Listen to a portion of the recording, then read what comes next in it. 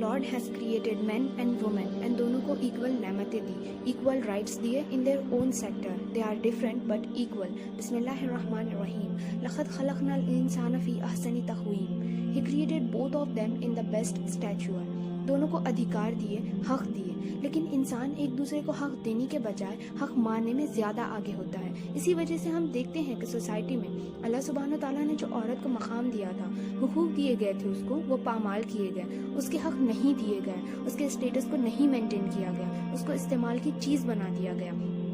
आज़ादी के नाम पर, आर्ट के नाम पर वुमेन को ऑब्जेक्टिफाई किया गया, गलतियों का पुतला बताया गया और इसमें भरपूर हिस्सा डाला फेमिनिज्म के मॉडल्स ने. फ्रीडम, एम्पावरमेंट के नाम पर उसको ब्लैकमेल किया गया. औरत मर्द के कंधे से कंधा मिला के चलेगी, ये स्लोगन दिया. How is this possible? How come two different genders be equal? Women's dressing, lifestyle, duties, appearances are all different from men. Men have their own place, own status, which Allah subhanahu wa ta'ala has given them. We should accept it. Also, Allah subhanahu wa ta'ala created women with some abilities which men are not capable of. We should be grateful to it.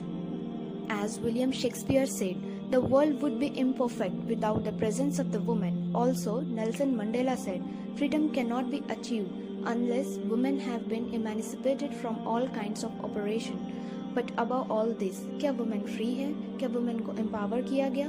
किया भी तो गलत तरीके से.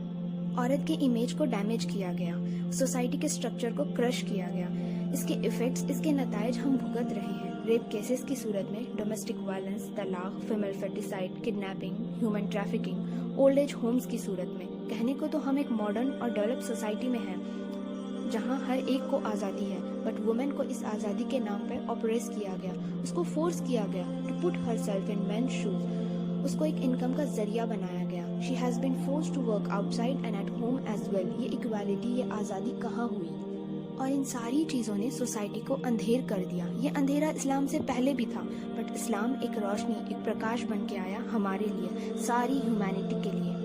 It is the first religion to honour women 1400 years before, to give her rights. उसको कीमती और valuable बताया पूरी दुनिया में. who told not only the rights of daughter but also honored a mother, a sister, a wife and a slave girl as well.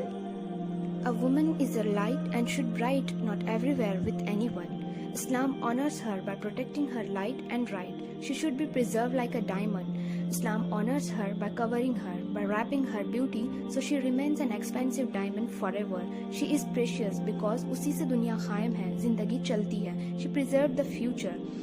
Value her and honor her. We should find solution to all these problems in a better way, which the light from Quran shows us. We should accept this divine light, and to know more about these societal issues and solutions, let's unite and join us in a Jamaat Islami Hind statewide campaign, From Darknesses to Light, Andharatun Prakasha Kare, which is starting from 22nd January to 31st January. Thank you.